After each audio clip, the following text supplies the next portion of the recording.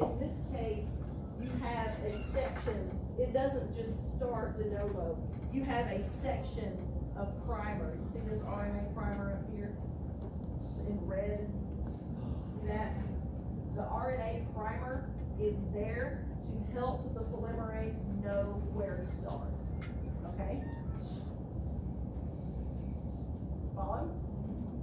All right, so leading strand, continuous synthesis, are we good with that? But down here, what about down here? Now we've got a problem. I'll leave that. Okay, so what's the problem down here? How is this one different? Yeah, because now what we're gonna have to start doing, now we've got a 3' end down here. Well, that's a problem, because why? What's on the other side of this 3? Yeah, it's the wrong side of the B, right? Polymerase can't add to that. So what are we gonna do? We're just gonna quit, my cell's gonna die. You gotta somehow find a way to start at the other end and go in pieces.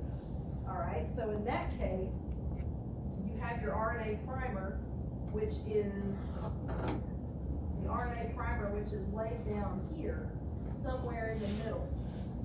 And you use, and this is where the different polymerases come into play, but for us it doesn't matter. What matters is you can't go toward the fork on this piece. But what you can do is you can use the RNA primer and you can go A, C, T, G. You can go in one little section at a time. See what I mean? So instead of continuously synthesizing, you're doing it piecemeal, kind of like a backstitch. Make sense? And why does it have to be piecemeal that way? Because you don't have the 3' end exposed. You can only add to the 3' end. You're going the wrong way. So you have to go in pieces, and then you have an enzyme called ligase that ties those together. So the pieces are the Okazaki fragments, named for the fellow who discovered them. Okazaki fragments. So this is the lagging strand. That's the lagging strand.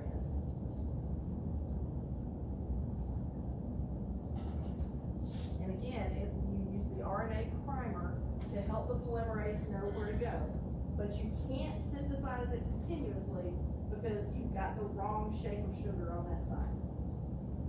Okay? Everybody good? You want to see if we can find a video of this? Yeah, videos help you to visualize things a little bit better. So since you're only doing a partial strand on that section, Yeah. it's not gonna fit together. It doesn't, it is because you're synthesizing a block and a block and a block, and then ligase comes and fills in the gaps, so that's Like smooth. cement or the- Yeah, that's exactly what it is. All right, let's see. We want videos. Let's try this.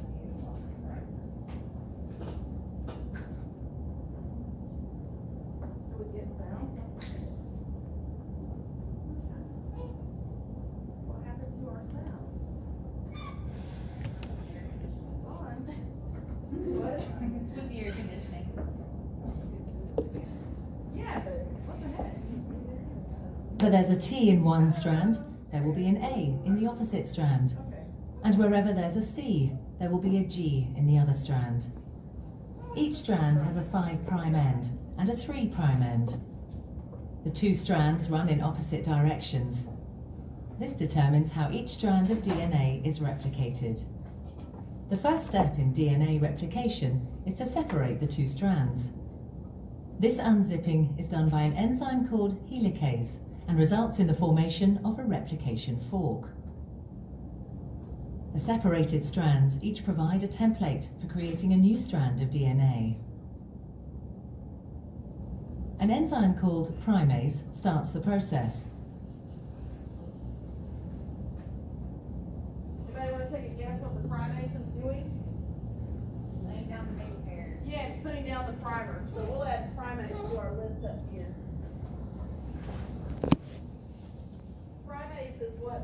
that starting, you saw it in red on the previous diagram, the starting section, so the polymerase has something to build. Yeah, You said it puts down the screen. it's putting down like a little section so that the polymerase can start building base pairs. This enzyme makes a small piece of RNA called a primer. RNA. This marks the starting point for the construction of the new strand of DNA. An enzyme called DNA polymerase binds to the primer and will make the new strand of DNA. DNA polymerase can only add DNA bases in one direction, from the 5' end to the 3' end. One of the new strands of DNA, the leading strand, is made continuously, the DNA polymerase adding bases one by one in the 5' to 3' direction. The other strand, the lagging strand, cannot be made in this continuous way because it runs in the opposite direction. The DNA polymerase can therefore only make this strand in a series of small chunks called Okazaki fragments.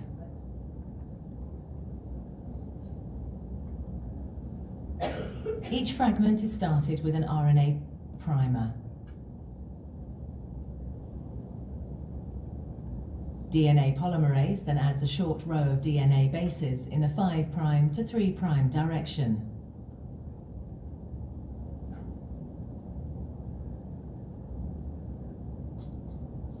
The next primer is then added further down the lagging strand. Another Okazaki fragment is then made, and the process is repeated again.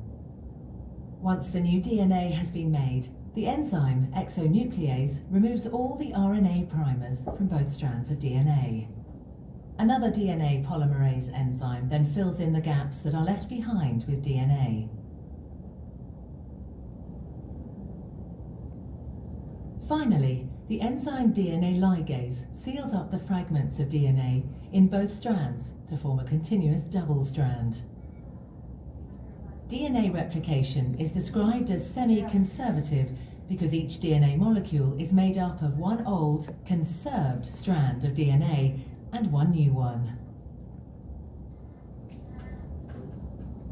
All right, got all that? The primase that's in the RNA. The pri- DNA is a molecule made up of two strands, twisted around each other. Yeah, the primer is actually RNA. And RNA functions as an enzyme too. It's one of those unique molecules that has multiple abilities. So RNA can also be an enzyme. It helps catalyze that reaction. So the exonuclease was one we didn't mention, but to me, that's a little bit much. If you know the basics of this process, and you know the major enzyme players and what they're doing and how it works, that's good enough for me. All right, so why don't you take a second, get out a clean piece of paper. Can we watch the woman study, not watch the woman study, not watch the Oh my God. What is that about? Yeah, that's kind of crazy. All right, so take out a clean piece of paper and with a partner, draw this process. See if you can see how much you remember. Okay, so you should have, come on back, come on back, come on back. You should have drawings that look something like this. The key things here, of course, are the enzymes, knowing which enzyme does what. And again, people have asked me, what's the order of operations here? In my mind, there isn't really one because it's all happening at the same time. You know, if you can imagine that double helix being untwisted and unzipped and stabilized all kind of in one fell swoop. If you want to put an order to it, that's fine. If it helps you to think, first it untwists, then it unzips, whatever, it's fine. As long as you get that gyrase is untwisting, topoisomerase is holding it in place. Helicase is unzipping, single-stranded binding proteins are holding it in place. And then from there, you have your RNA primase, adding your RNA primer. Again, if you want to think continuous first, I do because it's easy. Continuous is much easier. and then from there go to lagging. But the idea is that you're making this copy in both directions at the same time. Major difference, in one, you have it going backwards, so you can't add continuously, so you add sections at a time, Okazaki fragments. And those are primers, You got primers, and then. and then you get your sections, and then Yeah. the primers come out, and then you get the Yeah, permanent. yeah, that's it. So this process where we have we still keep a copy of the parent and we synthesize a new, what was the term for that? Semi-conservative, and it has to be that way, alright, so that it makes it, easier to copy exactly. A couple things to keep in mind. Replication between prokaryotes and eukaryotes is not very different, alright? But there are a couple of key differences that I want you to note. Eukaryotes use more polymerase. And again, am I going to ask you the difference between polymerase 1 through 4? No. No, I only want you to know what polymerase does. It adds the base pair. Alright, so eukaryotic obviously is more complicated. Thousands of replication origins. How long is a strand of eukaryotic DNA? It's like 6.5 feet. It's like, it's like 2 meters. Y'all, that's like a lot crammed into a little cell. If you started at one end and we're going like we learned it, you're just, it's gonna take forever. You have, who was it that did the splitting and unzipping? Helicase. Who is it that does the untwisting? Gyrase. So if you can imagine this big long strand, you've got the helicase and gyrase at all different places creating these replication pores. So there are dozens of replication bubbles so that the DNA gets copied efficiently. And this chart shows you the difference in rate. Eukaryotic is a little bit slower because it's a little bit more complex, but those are the key differences. The Okazaki fragments in eukaryotes are shorter, again, because it is more complex. But multiple origins, multiple forks, so that you're replicating more efficiently. Okay? So far, so good? Yes? Yes? So ligase, when it's sealing the fragments, that's just on the bottom. It's both. It's both. I tend to associate ligase more with the lagging, just because in my head it's done piecemeal, and that's where the ligase comes in. But it technically finishes both. So what would the sample type question be? What is the difference between bacteria and If I asked you something like this, it would not be a short answer. It would be a multiple choice. You know, which of the following is not a key difference, or which is a key difference? And because I really want you to keep general with the differences. Okay? These slides?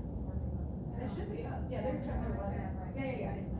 Okay, so replication, copy in DNA, difference between lagging, leading strand, 3', 5', all that good stuff. Where is the energy coming from to accomplish all of this building?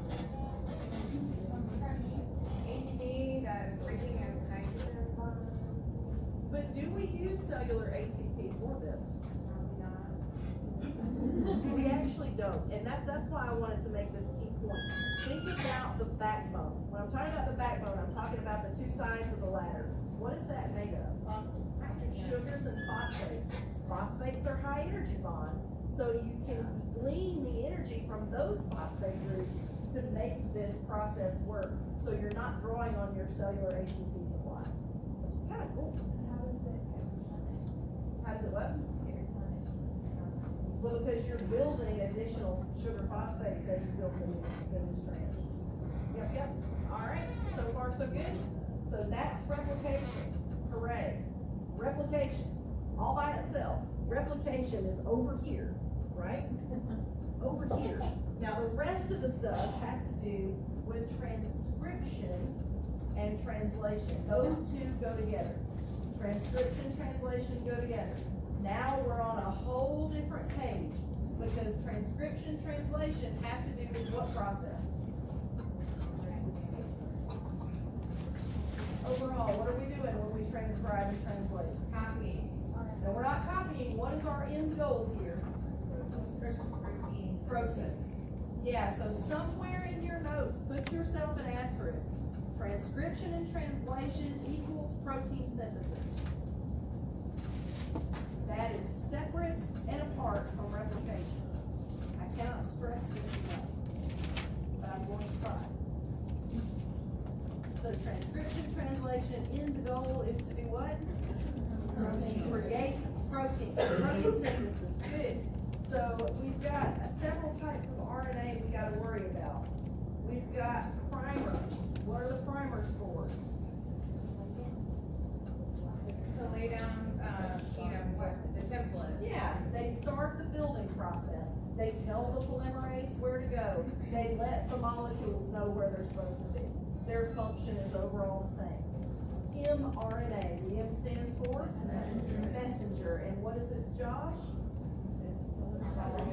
Yeah, it's the message. You're taking the information from the DNA, the sequence, and taking it somewhere so that it can be built, or so that that information can be used for instructions, right? Our RNA, what's the R stand for? Ribosomal. Good, because ribosomes themselves are actually made of RNA. It's a globular kind of a protein, and it's important because, as we mentioned before, RNA can serve as an enzyme. And this is relevant because back in the early days, early Earth, there was no DNA. There was only RNA. And it was able to function enzymatically as well. So ribosomal RNA, how about tRNA? Transfer is the proper term, but the tRNA is what's used in translation. It's bringing the amino acids to be put in order. So tRNA is what holds the amino acid and brings it and puts it in the proper place. Okay? And then, of course, we know what regulatory is, right? Who's making sure it runs smoothly? And who's putting the kibosh on it when it fails? Or when there's a problem, right? So we've got those. And then what we're gonna see is, and y'all are gonna be happy about this, 3 steps. And they go in order, right? So we have initiation, which is the start. Then you have elongation, which is the building of the mRNA. And then you have termination, which is ending. Not so bad, right? All right, so we'll stop there. I think y'all probably had enough for one day. But the next thing that we're doing is we're gonna talk about